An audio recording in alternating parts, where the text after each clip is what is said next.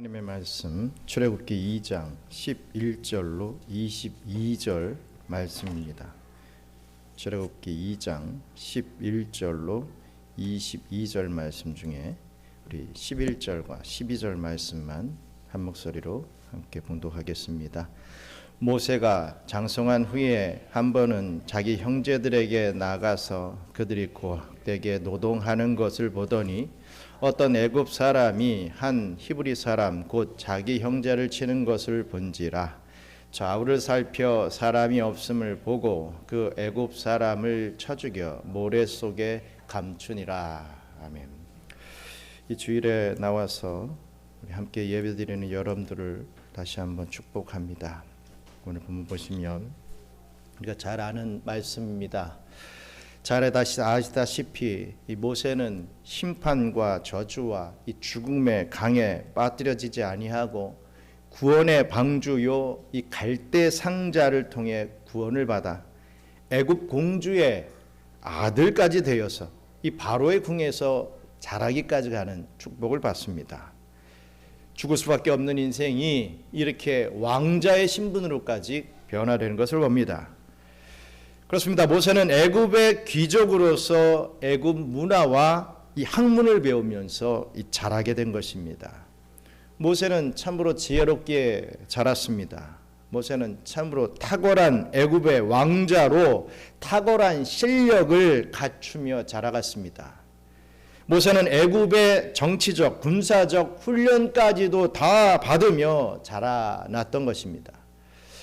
그러나 하나님은 모세를 애굽 사람으로 자라게 하지 않으셨습니다.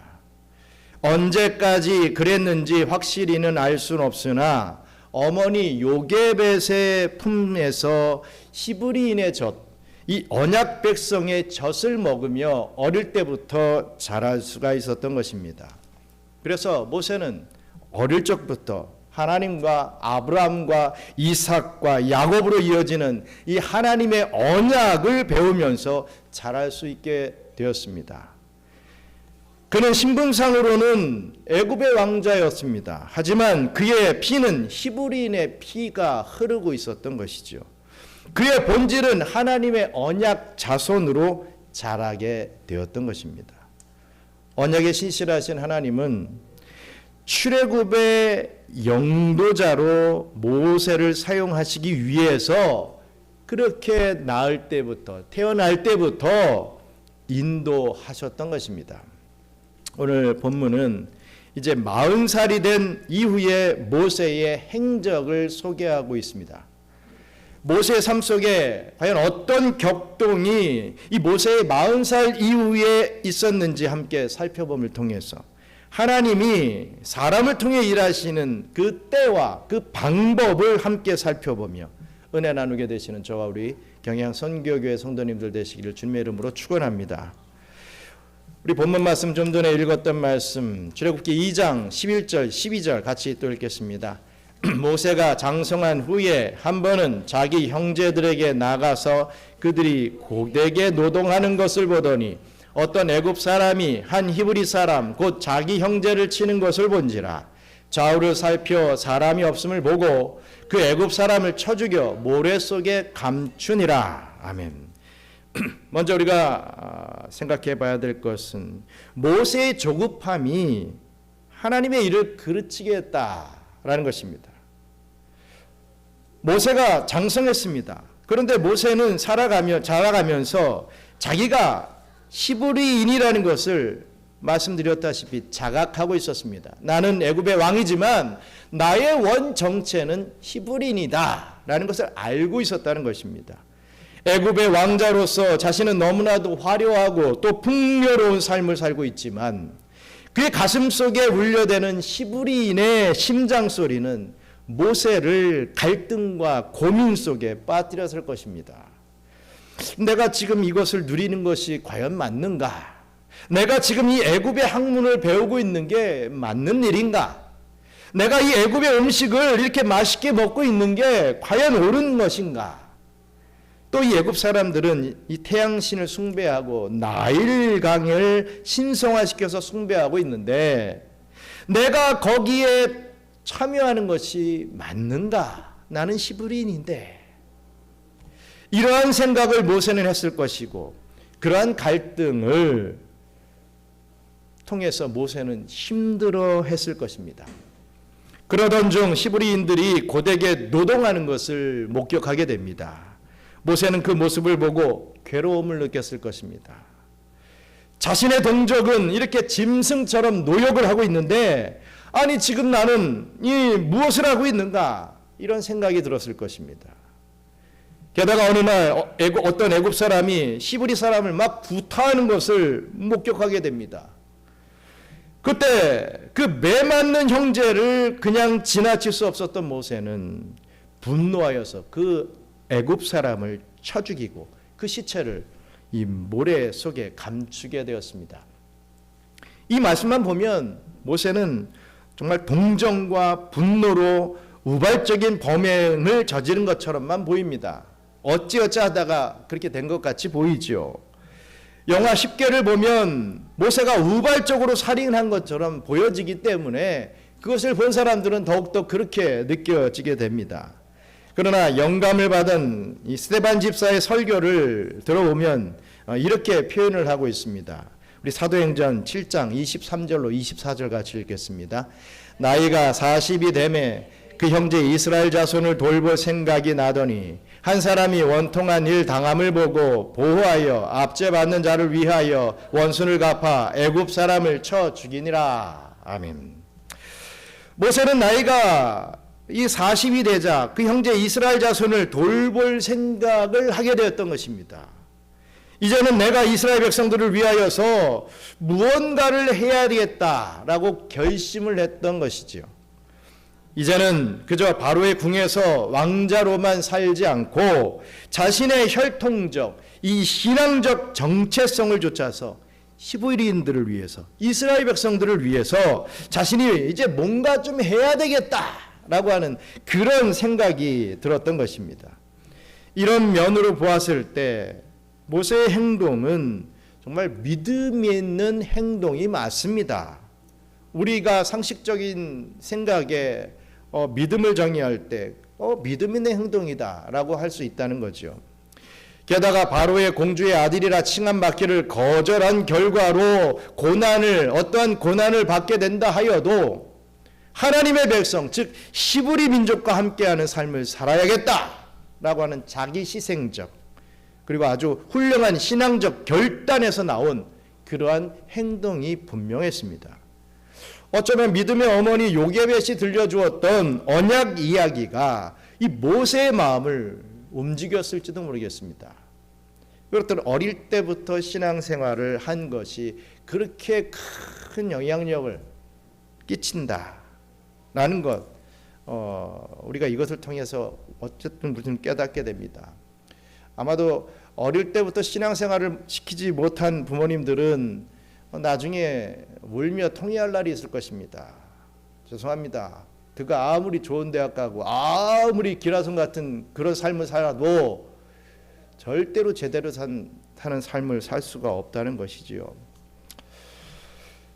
어쨌든 히브리인들이 이 애굽에서 나그네로 살다가 400년이 지나면 이곳을 나가게 될 것이다 라고 하는 그 이야기를 어머니 요게벳을 통해서 성경 말씀을 통해서 들었는데 이 400년이 이르러가는 이때 혹시 이 모세 자신이 내가 그런 역할을 해야 되는 건 아닐까? 내가 죽어서야 할 이 인생이 내가 왕의 신분을 가지고 있는데 내가 그 일을 해야 되는 건 아닐까? 하나님이 나를 그렇게 사용하시지 않을까? 라고 이렇게 생각했을 수도 있습니다. 그러던 중에 원통하게 매맞는 히브리인을 보게 되었고 자신의 결심한 일을 의지적으로 행했던 것입니다. 어찌 보면 동족을 위한 계획적인 테러였고 애굽의 입장에서 보면 반역이 분명했습니다. 모세는 그 일을 이스라엘 자손을 돌보는 일이라 이렇게 생각했던 것입니다. 그러나 예상치 못한 일이 벌어지게 됩니다. 출애굽기 2장 13절로 14절 같이 읽겠습니다. 이튿날 다시 나가니 두 히브리 사람이 서로 싸우는지라 그 잘못한 사람에게 이르되 내가 어찌하여 동포를 치느냐 하매 그가 이르되 누가 너를 우리를 다스리는 자와 재판관으로 삼았느냐? 내가 애굽 사람을 죽인 것처럼 나도 죽이려느냐? 모세가 두려워하여 이르되 일이 탈로 되었도다. 아멘. 보십시오. 다음 날 다시 밖에 나가 보니까 모세가 나가니까 두 시부리 사람이 막 치고받고 싸우고 있는 거예요. 모세는 아니 당신들 동포 아니냐? 왜 동포끼리 서로 이렇게 싸우느냐? 다투느냐? 하면서 싸우지 말라고 중재를 하려고 하니까 그 시브리인들이 싸우던 시브리인들이 이제 내가 이 애굽 사람을 죽인 것처럼 나도 죽이려고 하느냐? 이렇게 말을 합니다. 내가 이 사람을 모세의 살이 사건이 어느새 이 시브리인들에게 이 소문이 다 퍼져 있었던 것입니다. 하루밖에 지나지 않았는데, 그러나 그 사실이 퍼진다 하더라도 적어도 모세는 그래도 시브리인만큼은 모세 자신을 지지하고 따라줄 줄 알았습니다. 왜? 자기들을 위해서 자기가 살인까지 해주었는데, 내가 너를 위해서 이렇게까지 해주었는데 뭐 이 정도는 나를 좀 돌아봐 주지 않겠느냐, 내 편이 돼주지 않겠느냐, 이런 생각들 다 있지 않습니까? 모세도 마찬가지였습니다.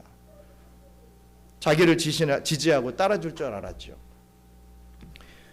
내가 이 사람을 도와주었으면, 이 괴롭히는 애굽 사람을 죽여주었으면 좀 고마워하고 이제는 모세를 통하여 하나님이 우리를 구원하시겠구나, 저 사람을 통하여서 우리를 구원하시겠구나, 이렇게 생각할 줄 알았던 것입니다. 그러나 반응은 정반대의 반응이 나타났죠. 스데반은 이렇게 설명을 합니다. 사도행전 7장 25절 같이 읽겠습니다. 그는 그의 형제들이 하나님께서 자기의 손을 통하여 구원해 주시는 것을 깨달으리라고 생각하였으나 그들이 깨닫지 못하였더라. 아멘. 히브리 사람들은 하나님이 모세를 통해서 자신들을 구원해 주시겠구나라고 전혀 생각하지 않았습니다. 모세의 바람과는 완전히 달랐던 거죠. 동족을 위해 일했던 모세에게 조금이라도 고마워하거나 모세에게 기대를 걸기는커녕 그저 노예 생활에 안주하는 노예 근성만을 이 히브리인들은 보이고 있습니다. 중국도 그렇고 필리핀도 그렇고 그런 근성들이 많지요. 중국도요. 거의 어떤 특별한 경우 아니면 쌀이나 이 돼지고기 값을 잘 올리지 않습니다. 다른 것 막 괴롭혀도 잘 참지만 쌀값 오르고 돼지고기값 오르면 폭동이 일어납니다. 그걸 알기 때문에 어찌든지 그것은 막으려고 하지요. 그저 먹고 사는 일에만 치중하고 있는 그런 모습들을 봅니다. 요즘은 조금 달라지고 있지만 히브리인들도 그저 밥 주고 그저 살게 해주는 그게 그냥 나의 이 행복이고 내가 그렇게 살 수밖에 없는 존재다라고 하는 그런 노예 근성이 완전히 정착해 있었던 것입니다. 400년 동안 말입니다. 히브리인들은 노예 근성이 있어서 그냥 등 따시고 배부르면 그게 족한 것이었다는 것이요. 그러니까 언약이고 자식이고 간에 다 잊어버리고 그냥 더 나빠지지만 않으면 된다고 생각했던 것입니다. 모세, 당신이 뭔데 갑자기 우리에게 나타나서 애굽 사람을 죽이느냐? 그래서 왜 우리 히브리인들은 더 고생하게 만드느냐? 라고 이렇게 모세에게 이들은 저항하고 있는 것입니다. 모세는 두려웠습니다. 자신의 생각대로 되지 않으니까 모세는 두려움이 생겨났습니다. 그리고 이 일이 바로에게까지, 바로 왕에게까지 전해지게 되었습니다. 바로는 히브리 남아들을 다 죽였던 사람 아니겠습니까? 사랑하는 공주가 이 모세를 데리고 와서 자신의 아들을 삼겠다고 하니까 어쩔 수 없이 모세를 키워주었던 것이지 모세를 좋아서 사랑해서 키워준 거 아니었습니다. 왕자시켜준 거 아니었습니다. 항상 모세를 삐딱하게 의심하면서 봤던 사람이었습니다. 나중에 저 히브리인이 어떻게 변할지 모르는데 이런 마음을 늘 가지고 있었을 것이 분명하지 않습니까? 그런데 이제 모세의 본심이 탄로나게 된 것입니다. 반역이었던 거죠. 바로는 그런 모세를 가만히 둘 리가 없었습니다. 죽었어야 할 히브리인, 게다가 이 노예가 될 운명의 히브리인을 불쌍히 여겨 길러주고 애굽의 왕궁에서 호의호식하게 하며 길러주었더니 히브리 사람들을 위해 반역을 저질렀다, 이렇게 생각하며 모세를 죽일 것이 뻔했습니다. 그래서 그 시로부터 모세는 도망을 칠 수밖에 없었던 것입니다. 모세는 자기 딴에는 분명히 잘해보려 했던 거죠. 그 액면적인 내용은 참으로 기특하고 참으로 잘한 일이었습니다. 우리가 봤을 때 자신의 민족적 양심, 신앙의 양심에 따른 판단이었고 행동이었습니다. 어찌 보면 모세의 의도는 너무나도 아름답고 고귀하다고까지 말할 수 있습니다. 그러나 그의 판단과 행동은 한 가지 중요한 것이 간과되어 있었습니다. 그것은 하나님의 사인이었습니다. 성경 그 어떤 곳을 찾아봐도 모세가 이런 행동을 하기 전에 하나님께서 모세에게 이렇게 지시했다거나 명령하신 적이 없습니다. 회사도 그렇지 않습니까? 어떤 일을 추진할 때 밑에 사람들이 어떤 계획들을 할 수 있지요. 하지만 최종적으로 사정의 사인이 있어야 그게 진행되는 게 당연한 건 아니겠습니까? 그냥 밑에 사람이 다 하고 난 다음에 이럴 수밖에 없었으니까 했습니다. 저럴 수밖에 없었으면 했습니다.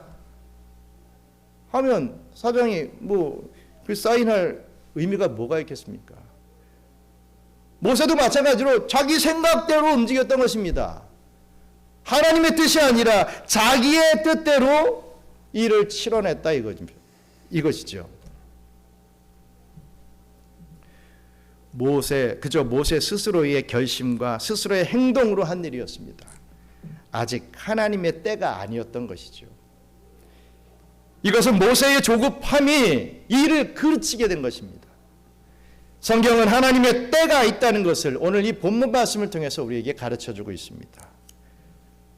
우리는 당장 하나님의 역사가 나타나기만을 바랍니다. 오늘 기도하면 오늘 응답받길 바라죠. 그러지 않은 사람 누가 있겠습니까? 어려운 일이 있습니다. 빨리 해결되길 바랍니다. 사업이 막혀 있습니다. 빨리 해결되길 바랍니다. 그게 우리의 마음 아니겠습니까? 어찌든지 빨리빨리 내 뜻대로 되기를 바라는 그런 마음이 다 우리에게 있다는 것입니다. 하지만 성경은 하나님의 때가 있다는 것을 가르쳐 주지요. 하나님께서는 하나님의 때에 일하시는 것을 바로 성경을 통해서 계속해서 가르쳐 주고 계시는 것입니다. 예를 들어서 아브라함은 75세 때 아들을 약속을 받게 됩니다. 하지만 당장 아들을 받지 못하고 100세의 때가 되어서 이삭을 얻게 됩니다. 무려 25년이나 걸렸습니다. 그러던 중 아브라함은 하나님의 때를 기다리지 못하고 어떻게 합니까? 자신의 꾀로, 자신의 생각대로 아들을 얻으려고 합니다.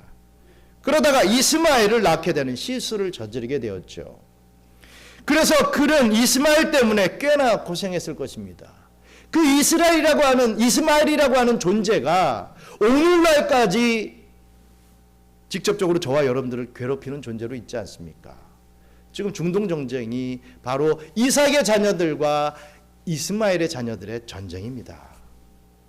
그게 지금까지 이어져 오는 것입니다. 아브라함의 실수 때문에. 요셉도 마찬가지죠. 요셉은 17세쯤에 하나님의 계시를 받게 됩니다. 하지만 당장 그 계시를 이루시지 아니하시고 30살이 되어서야 그 계시가 실현되는 것을 봅니다. 다윗도 마찬가지였죠. 다윗은 어릴 때부터 사무엘로부터 기름 부음을 받습니다. 하지만 그는 40살이 되어서야 이스라엘의 왕으로 등극하여 쓰임을 받습니다. 유다에서만의 왕이 되었다가 그래서 왜 나는 여기서밖에 왕이 못 됩니까? 기름 부음 맞았잖아요. 이러지 않고 거기에서 최선을 다했더니 7년 6개월 만에 통일왕국의 왕으로 우리 하나님께서 세워주시지 않습니까? 준비된 자에게, 순종하는 자에게 주시는 하나님의 은혜를 이 다윗도 체험하게 됩니다. 하물며 예수님도 마찬가지 아니겠습니까? 예수님은 자주 이런 말씀을 하셨습니다. 요한복음 7장 8절 같이 읽겠습니다.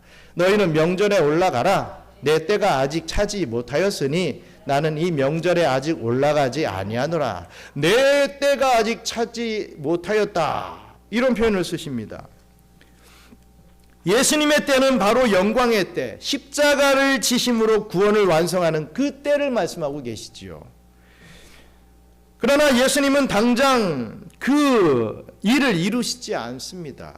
성부 하나님께서 예정해 놓으신 때를 따라서 우리 예수님은 기다리시고 인내하셨던 것입니다. 얼마든지 예수님은 하실 수 있습니다. 신이십니다. 하나님이십니다. 뭐 못할 게 있겠습니까? 일을 다 이루실 때도 때와 어떤 장소 아무것도 상관없이 그냥 다이렉트로 다 할 수 있음에도 불구하고 하나님의 때를 차분히 기다리셨다는 것입니다. 제자들은 언제입니까? 예수님이 언제입니까? 지금 당장 하시죠. 그래야 제가 좀 오른쪽 왼쪽에서 뭔가 좀 하고 있지 않겠습니까?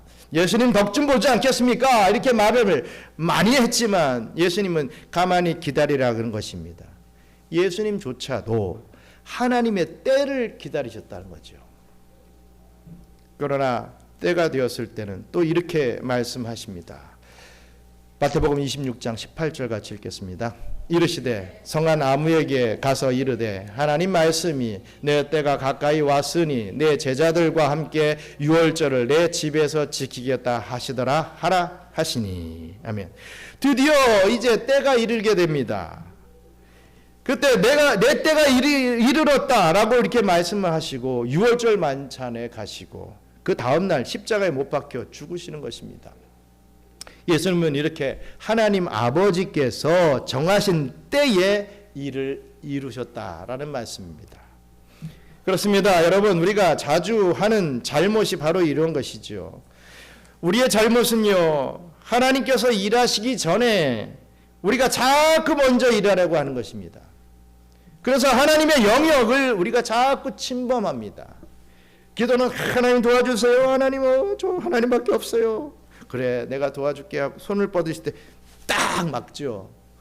그 부모가 아들을 좀 이렇게 좀 치려고 하면 아들이 이거 이러십니까? 하는 것 같은 그런 모양새입니다. 제가 할 겁니다. 놔두세요. 이런 거죠. 그런 모양새를 취하고 있다는 것이죠. 하나님의 영역을 우리는 자꾸 침범한다는 거죠. 하나님의 때는 이만큼 멀리 있는데 우리의 좋은 의도, 우리의 좋은 어떤 방향성, 정말 정의롭고 바른 일이라고 하는 그런 명분을 가지고 있다고 하여서 어찌든지 빨리 진행하고 빨리 결과를 보려 합니다. 그래서 뭔가 잘 안 되면 당황하죠. 아니, 나는 하나님을 위해서 한 일인데, 이건 아무리 봐도 내가 아무리 계산해도 좋은 일인데, 아니 왜 잘 안 되는 거지? 하나님이 날 사랑하지 않으시는가? 이런 식으로 생각한다는 겁니다. 하나님의 때에 대한 오해 때문입니다. 우리는 특히 5G 이 시대를 살아가는 저희들이기 때문에 더 급해졌습니다. 필리핀은 그거에 따라가지 못하는 속도이긴 하지만 어쨌든 최고속 성장을 한 우리는 대한민국의 백성으로서의 그런 정서가 있기 때문에 더 그런 것 같습니다. 끊임없이 새로운 뉴스가 쏟아져 나옵니다. 새로운 기술, 새로운 사고와 이데올로기 속에서 우리는 빨리에 익숙해져 있죠. 가만히 있으면 바보가 되는 것 같습니다.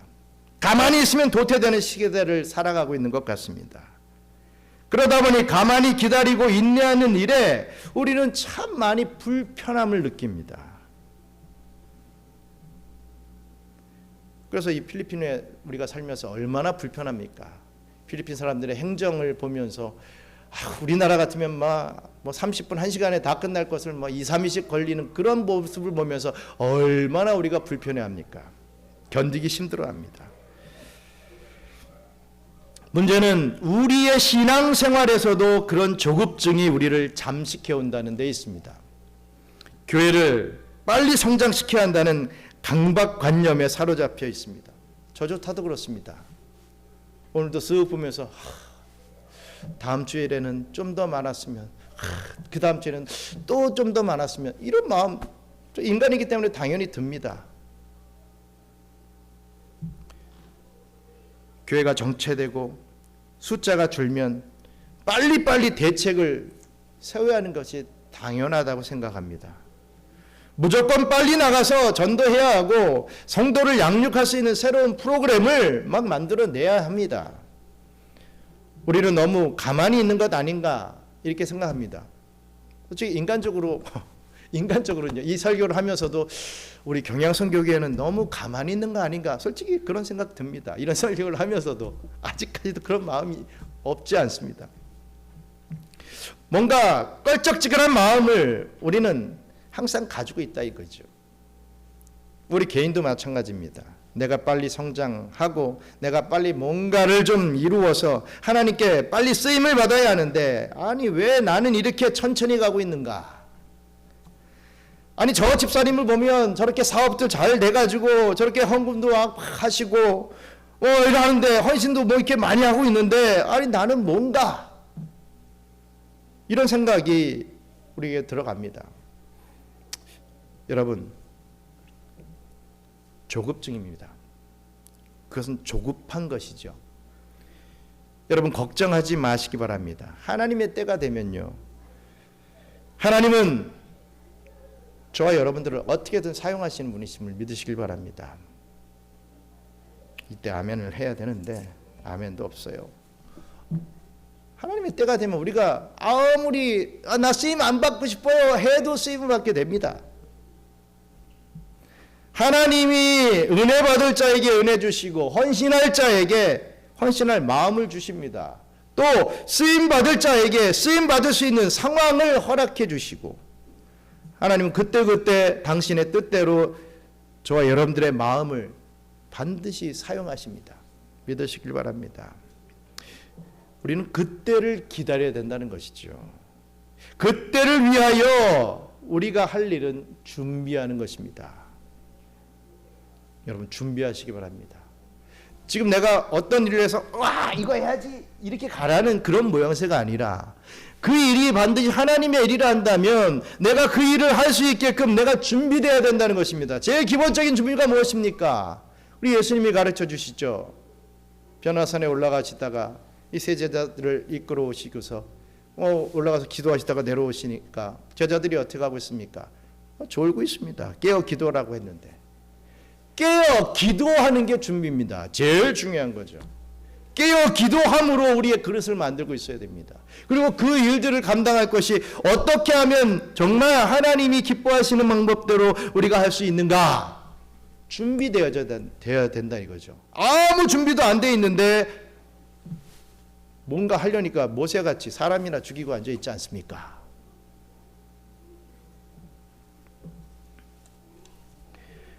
하나님이 여러분들을 쓰실 그 하나님의 때까지 우리는 준비되어져야 된다 이거죠. 당장 내가 뭔가를 해야겠다, 여러분 그것은요, 하나님이 여러분들을 쓰시는 것보다 바로 여러분들의 야망을 이루는 것입니다.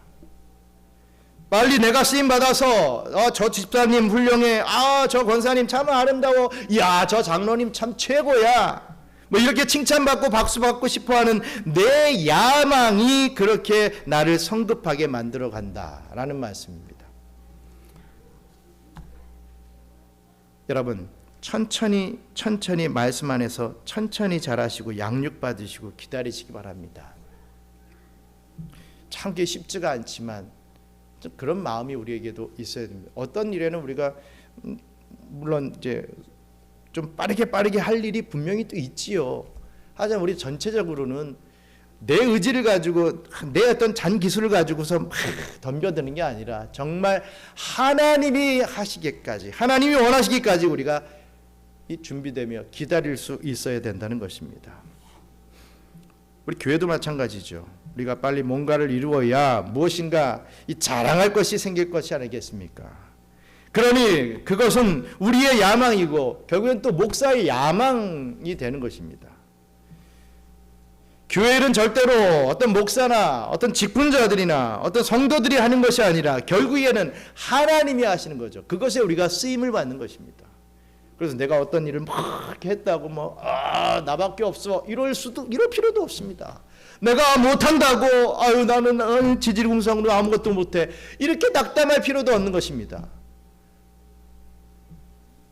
우리는 그때를 기다릴 수 있어야 될 것입니다. 하나님의 때가 아닐 때 진행하는 내 명목상의 하나님의 일은 그것은 나의 일이지 나의 야망이 되지 결코 하나님의 일은 아닌 것이죠. 하나님의 때가 될 때까지 잘 준비되어 멋지게 하나님 앞에 쓰임받게 되시는 저와 우리 경양의 성도님들 되시기를 주님의 이름으로 축원합니다. 끝으로 우리 출애굽기 2장 15절로 17절 말씀 읽겠습니다. 바로가 이 일을 듣고 모세를 죽이고자 하여 찾는지라 모세가 바로의 낯을 피하여 미디안 땅에 머물며 하루는 우물 곁에 앉았더라. 미디안 제사장에게 7달이 있었더니 그들이 와서 물을 길어 구유에 채우고 그들이 아버지의 양떼에게 먹이려 하는데 목자들이 와서 그들을 쫓는지라 모세가 일어나 그들을 도와 그 양떼에게 먹이니라. 아멘. 끝으로 우리가 생각해야 될 것은 하나님께서는 모세의 힘을 쭉 빼신 후에 그 일을 이루어 가시더라라는 사실입니다. 바로의 낯을 피하여 모세는 도망갔습니다. 미디안 땅까지 도망을 가게 됩니다. 미디안 땅은 요단강 동남편의 땅으로서 오늘날 사우디아라비아 북쪽쯤 위치하는 땅이었습니다. 어느 날 모세는 미디안 땅의 우물 즉 오아시스에서 목을 축이고 있었습니다. 그때 미디안의 제사장 루엘의 딸들이 가축에게 물을 먹이려고 이렇게 시도를 하자 남자 목자들이 그 루엘의 딸들을 내쫓았습니다. 뭘 못 먹어 먹지마 안돼 이렇게 돼버렸습니다.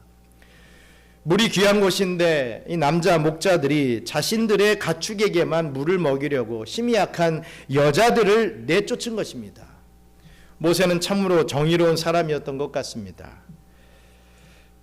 이런 모습을 본 모세가 가만히 있을 수가 없었죠. 또 정의의 사도처럼 분연히 일어나서 미디안의 목자들을 물리치고 루엘의 딸의 가축에게도 이렇게 물을 먹이게 됩니다. 루엘의 딸은 이러한 모세의 모습을 보고 반했습니다. 그래서 이 사실을 아버지 루엘에게 말을 했지요. 이 말을 들은 루엘은 모세를 찾았습니다. 출애굽기 2장 20절로 22절 같이 읽겠습니다. 아버지가 딸들에게 이르되 그 사람이 어디에 있느냐 너희가 어찌하여 그 사람을 버려두고 왔느냐 그를 청하여 음식을 대접하라 하였더라. 모세가 그와 동거하기를 기뻐하며 그가 그의 딸 십보라를 모세에게 주었더니 그가 아들을 낳음에 모세가 그의 이름을 게르소렘이라 하며 이르되 내가 타국에서 나그네가 되었음이니라 하였더라. 아멘. 십보라의 아버지인 루엘은 어떻게 그런 사람을 네가 두고 왔느냐라고 하면서 빨리 데려와서 음식을 대접하라고 했습니다. 그리고 결국 모세를 찾아와서 이 모세는 루엘의 집에서 동거하게 되었죠. 게다가 루엘의 딸 십보라를 아내로 맞이하기까지 합니다. 그래서 모세는 이곳에 눌러 앉게 되죠. 그래서 그곳에서 모세는 아들까지 낳게 되는데 그 아들의 이름이 바로 게르솜이다라고 성경은 말하고 있습니다. 이 게르솜이라고 하는 이름의 뜻은 내가 타국에서 나그네가 되었다라고 하는 뜻입니다. 모세는 애굽에서 왕자로서 자랐지만 본질적으로 나그네였습니다. 애굽에서도 본인은 나그네였습니다. 지금 이 미디안에서도 마찬가지로 모세는 타국에서 나그네가 되어 있었습니다. 그래서 아들의 이름을 게르솜이다라고 지은 것이죠. 천하를 호령하는 애굽의 왕자였던 모세가 히브리 민족을 구원해내는 민족의 지도자가 되려고 했던 그 모세가 모래폭풍이 몰아치는 이 광야 지역 미디안에서 이방인을 아내로 삼고 나그네 신세가 된 것입니다.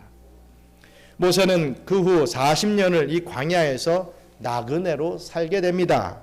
사도행전 7장 29절로 30절 읽겠습니다. 모세가 이 말 때문에 도주하여 미디안 땅에서 나그네 되어 거기서 아들 둘을 낳으니라. 40년이 참에 천사가 시내산 광야 가시나무 떨기 불꽃 가운데서 그에게 보이거늘. 아멘. 모세의 나이가 80이 되었습니다. 모세가 80의 나이가 되기까지 이 광야에서 40년이라는 시간을 보내야 했습니다. 80이 되어서야 이제 하나님은 모세를 부르십니다. 그렇다면 도대체 하나님은 왜 이렇게 하셨겠습니까? 왜 하나님은 나이 40에 총명하고 혈기왕성했던 이 동족에 대한 애끓는 사랑과 하나님의 언약을 이루려고 하는 사명감이 충만했던 그러한 젊은 모세는 침묵하게 만드시고, 왜 80이 되어 노쇠한 시골 촌 할아버지가 다 되어버린 모세를 그제서야 부르시느냐라는 것이죠. 여러분, 이 40살의 장정, 즉 왕자의 신분이었던 사람이 일을 잘할 것 같습니까? 아니면 80의 양치는 할아버지가 일을 잘할 것 같습니까? 왜 말과 행동에 유능했던 모세를 이 40년을 광야에서 입 다물고 입 닥치게 하고 양이나 치게 하며 허송세월을 보내게 하셨을 것이겠습니까? 그 이유는 바로 모세의 힘을 빼기 위함이었습니다. 모세, 이 40세의 모세는 애굽의 왕자로서 권세와 능력을 다 갖추고 있었습니다. 맞습니다. 이 젊음은 참 굉장한 힘이죠. 이 젊음은 이 엄청난 가능성을 가지며 못 해낼 것이 없는 에너지가 있습니다. 그래서 파우스트는 젊음을 찾기 위해서 자신의 인생을 다 마귀에게 팔아버리지 않았습니까? 젊음을 얻는다면 내가 내 인생을, 내 영혼까지 팔아도 좋다 이거죠. 그만큼 젊음이라고 하는 건 좋은 것이죠. 큰 무기입니다. 하지만 하나님은 그 모세의 그 젊음을 사용하지 않았습니다. 하나님은 그 모세의 권세와 능력도 사용하지 않았습니다. 일어서라고 하면 아이고 하는 그런 80세의 노인이 된 모세를 하나님은 왜 그제서야 부르셨겠습니까? 그것은 하나님의 일관적인 방법이었습니다. 하나님은 강한 자를 사용하지 아니하시고 하나님은 약한 자를 사용하십니다. 그 애굽의 말과 행동에 능했던 모세의 힘을 쭉 빼시기 위해서, 약한 자로 만드시기 위해서 모세를 광야로 내몰아 가셨던 것이죠. 거기서 양이나 치면서 아무도 들여다보지 않는, 아무도 주목하지 않는 목동으로서의 삶을 살게 하시는 것입니다. 아브라함의 경우도 마찬가지 아니겠습니까? 아브라함에게 독자 이삭을 줄 때도 아브라함의 아내인 사라이의 경수가 완전히 끊어질 때까지 우리 하나님은 기다리십니다. 만약에 75세 때 아들을 약속받고 바로 아브라함이 이삭을 낳았다면 자신들의 능력과 하나님의 도움이 합력하여서 이삭을 낳았다 이렇게 하지 않겠습니까? 나도 지분이 몇 프로 있어요 하면서 맨날 그 지분 타령하고 있지 않겠습니까? 그래서 완전히 경수가 끊어진, 그래서 아이를 낳는다고 하면 웃을 수밖에 없는 그런 상황까지 하나님은 기다리신 것입니다. 그래서 내 힘으로 했다, 아유 나니까 했지, 이런 말이 나오지 않도록 하나님이 하셨습니다 라고 하는 그 고백이 나올 수밖에 없도록 하나님은 만들어 가십니다. 마찬가지로 모세의 힘이 빠지기를 이렇듯 기다려졌다라는 것이지요. 40년의 세월, 물론 참 긴 세월입니다. 하지만 그러기까지 여러분 우리가 시각을 바꿔야 됩니다. 예? 아브라함이 참고 참다가 인내해가지고 이삭을 얻은 게 아니라 하나님이 아브라함이 이삭을 얻을 수 있는 그릇이 될 때까지 기다려주시다는 그거를 알아야지요. 모세가 미디안에서 양치기를 하면서 하나님 왜 나에게 이렇게 양치기만 시킵니까? 참고 참는 게 아니라 하나님은 빨리 쓰시고 싶은데 빨리 만들어지지 않는 그 모세를 기다려 주셨다는 것입니다. 항상 성경을 봐도 우리는 나 중심으로 봅니다. 그러니까 항상 내가 억울해요. 내가 기다려요. 내가 축복 못 받아. 난 받을 사람인데 내가 못 받고 있는 거야. 인내해야지. 이러고 있어요. 하나님은요, 얼마나 축복을 우리에게 주고 싶은지 모르시는 분이십니다. 우리가 못 받고 있는 건데, 받아도 뭐 요거 하나 받으면 뭐 폭포수같이 축복을 주시는데, 요거 받아가지고 하나님 감사합니다.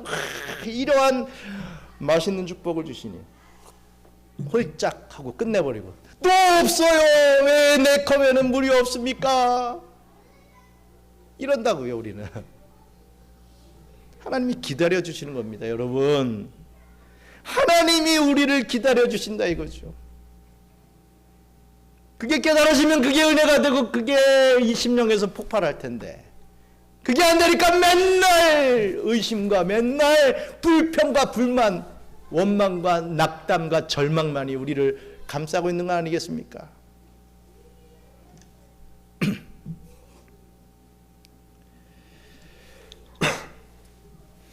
우리 하나님은요, 우리를 쓰시기 위해서 우리의 힘을 빼십니다.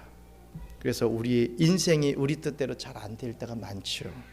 내 뜻을 이뤄보려 우리는 참 아둥바둥 살아보지만 결국 우리가 느끼는 건 우리의 무기력함입니다. 여러분, 자식이 여러분 마음대로 되던가요? 여러분 직장이 여러분 마음대로 잘 되던가요?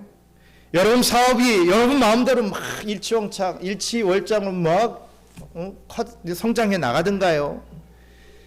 하나도 우리 마음대로 안 되더라고요. 살아보니까요. 사실 우리는 우리 마음과 믿음조차도 우리 뜻대로 컨트롤할 수가 없습니다. 좀 참아야 되는데 욱하는 마음이 막 생길 때도 있습니다. 좀 더 잘 믿고 싶고 좀 더 뚜렷한 확신을 가지고 싶은데 잘 안 됩니다. 그러니 내 삶을 내가 컨트롤한다라고 하는 이 말, 이 사실은 교만이죠. 만약 우리가 우리 뜻대로 내 인생이 또 막 돌아간다면 우리는 얼마나 기고만장하겠습니까? 막 이 천장을 뚫고 나갈 겁니다. 우리의 기고만장이라고 하는 것은, 우리의 교만이라고 하는 게 막 엄청날 겁니다. 그러기에 내 뜻대로 되기를 고집하는 우리에게 우리 하나님은 씨름을 걸어오시고 우리의 환도뼈를 확 꺾어버리시는 것입니다. 마치 야곱처럼 말이죠. 그런데 놀랍게도 우리 뜻대로, 내 뜻대로 안 되는데 우리 인생이 여러분 망하지 않습니다. 넘어져도 아주 엎드려지지 않지요. 우리는 근근히 어떻게든 살아갑니다. 우리는 하나님의 은혜와 도우심으로 하루하루를 또 잘 견뎌냅니다. 이 하나님의 은혜와 도우심을 구하고 음미하는 것, 이게 바로 신앙생활입니다. 그러나 많은 사람들이 이 신앙생활을 오해하죠. 신앙생활은 이 신앙생활이라고 하는 것을 내가 하나님께 힘을 구해서 그 힘을 받은 그 힘으로 이 세상을 내 뜻대로 만들어가는 것이라고 생각합니다. 착각입니다. 오만입니다. 그것은 우리의 무속이라고 할 수 있습니다. 우리의 신앙생활이라고 하는 것은 하나님의 뜻에 내 삶을 순종시켜가면서 그 순종하는 삶 속에서 기쁨과 행복을 발견하는 것. 그래서 나를 도우시고 나에게 힘주시는 하나님 앞에 감사하며 찬양하는 것, 그것이 참된 신앙생활입니다. 그러므로 여러분, 하나님은 저와 여러분들의 힘을 빼십니다. 여러분들의 삶이 여러분들의 뜻대로 되지 않을 때 여러분 기억하시기 바랍니다. 아, 하나님이 내 몸의 힘을 빼시는구나. 아, 내 인생은 왜 이렇게 꼬이고 꼬이지? 그것은 하나님이 여러분들의 힘을 빼시는 것이다. 이렇게 생각하면 됩니다. 수영을 못하는 사람이 이 흘러가는 유속이 센 강물에서 살아남는 법이 무엇이겠습니까? 막 허구적되면 빠질 수밖에 없습니다. 조금 수영 잘한다고 막 해도 결국은 죽게 되죠. 그럴 때는 몸의 힘을 쭉 빼고 그 물에 나를 맡기면서 흘러가는 대로 떠내려가면 되는 겁니다. 하나님의 은혜와 뜻 안에서 하나님의 방법대로 우리가 떠내려가면 하나님이 뜻을 이루신다 이거죠. 그것을 우리가 깨닫게 되는 것이 바로 온전한 신앙의 삶이라고 하는 것, 그것을 우리는 놓치지 말아야 할 것입니다.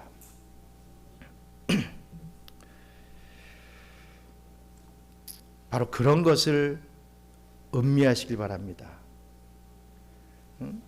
기쁨과 행복과 만족과 즐거움을 우리 하나님께서 우리의 어려운 환경 속에서도 주실 것인데 이것은 우리 하나님께서 내가 주는 것이다 라고 여러분들에게 가르쳐 주십니다. 바로 그러한 것을 음미하면서 우리는 살아가야 됩니다. 그것을 음미할 때 우리의 신앙생활은 기쁨이 생기고 행복할 수 있죠. 하나님 왜 이거 제 뜻대로 안 해주세요? 라고 여기에 매이고 살면 우리의 신앙은 지칩니다. 괴롭게 됩니다. 하나님은 영원하신 하나님이십니다. 우리가 하나님을 절대로 꺾을 수가 없습니다. 우리가 하나님 앞에서 힘을 빼고 살아가야 한다는 말씀입니다. 하나님 앞에서 감히 자기 힘을 자랑하려 하지 마시기 바랍니다. 하나님 저 이만큼 준비되었으니까 하나님 저 이 정도면 괜찮죠? 그런 사람들은 이렇게 반드시 하나님께서 광야로 보내시더라고요. 광야로 보내셔서 40년을 또 살게 하실 수도 있으니까 항상 우리는 하나님 앞에 겸손하게 준비되는 삶을 살아야 할 것입니다. 경영의 성도 여러분, 이번에 축구도 아주 논란이 되고 있습니다. 누구의 탓을 찾는 과정 속에서 이잡기 식으로 막 하면서 결국에는 이강인 선수의 이 손흥민을 정말 하늘 같은 선배인 손흥민을 이렇게 쳤다는 그런 사건이 이슈가 되면서 완전히 이강인 선수는 이 밑으로 처박히고 있더라고요. 그것이 사실이든 아니든 간에 우리가 볼 것은요. 정말 겸손해야 되겠구나. 겸손해야 되겠구나. 이걸 전 깨닫게 됩니다. 자기가 조금 뭘 할 줄 안다고 의시되는 삶이 아니라 이렇게 할 수 있게 만들어 주신 게 하나님의 은혜입니다. 라고 믿고 겸손하게 더 준비되는 그런 삶을 살 때 우리 하나님께서는 더 귀하게 더 아름답게 저와 여러분들을 사용하실 것이다 라는 그 믿음을 가져야 될 것입니다. 모세는 40세가 되어 가장 힘있고 영향력 있을 때 좋은 동기와 바른 방향을 가지고 하나님의 일을 해보려고 했지요. 하지만 그는 실패했습니다.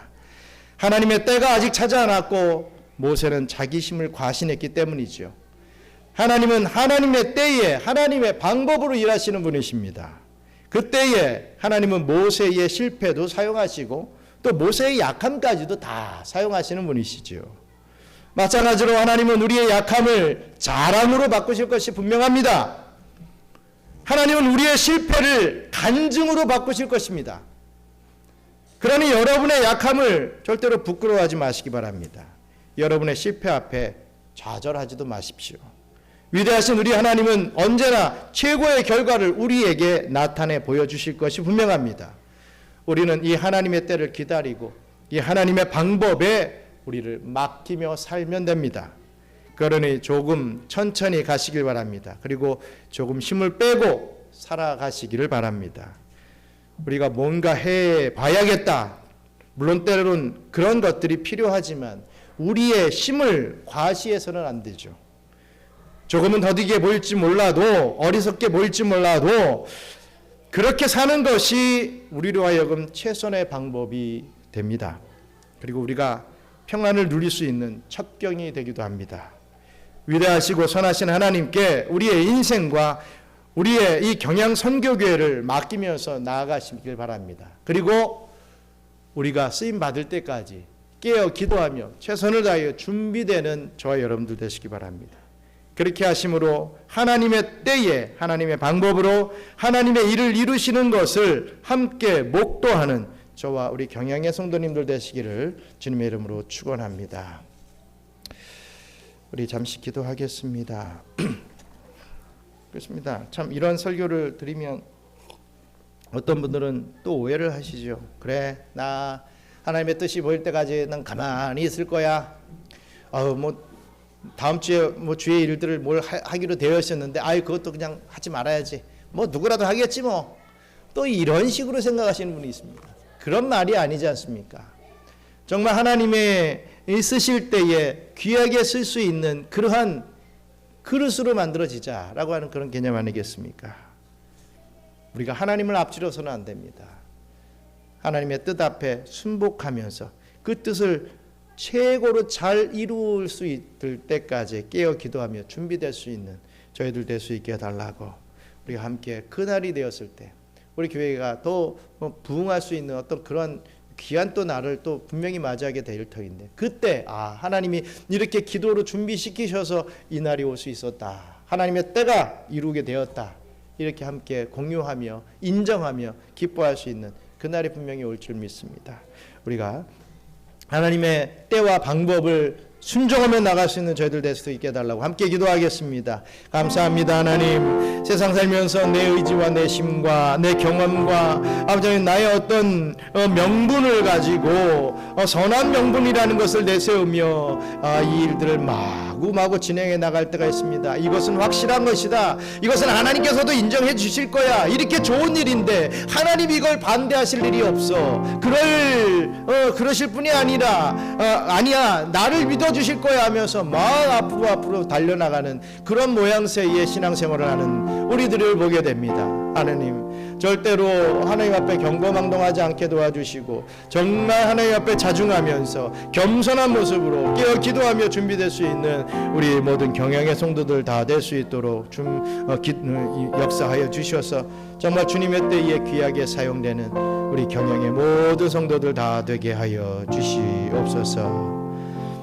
감사합니다. 하나님, 우리 경양의 성도들 다 하나님의 바른 말씀을 먹고 자라왔기 때문에, 우리 선대 목사님을 통하여서 정말 개혁주의 말씀을 먹고 자라왔기 때문에 이 정도 말씀은 다 알고 있고 또 알아들을 수 있다라고 믿습니다. 아버지 하나님, 이런 말씀 앞에 오해하거나 또 어떤 반감을 갖는 그런 역사가 일어나지 않게 도와주시고, 정말 하나님의 때가 있는데, 하나님의 방법이 있는데 그것을 잘 순종하며 하나님의 방법대로 하나님의 때에 이룰 수 있도록 잘 준비되어질 수 있는, 말씀으로 기도로 준비되는 우리 경양의 성도들 다 될 수 있도록 도와주시옵소서.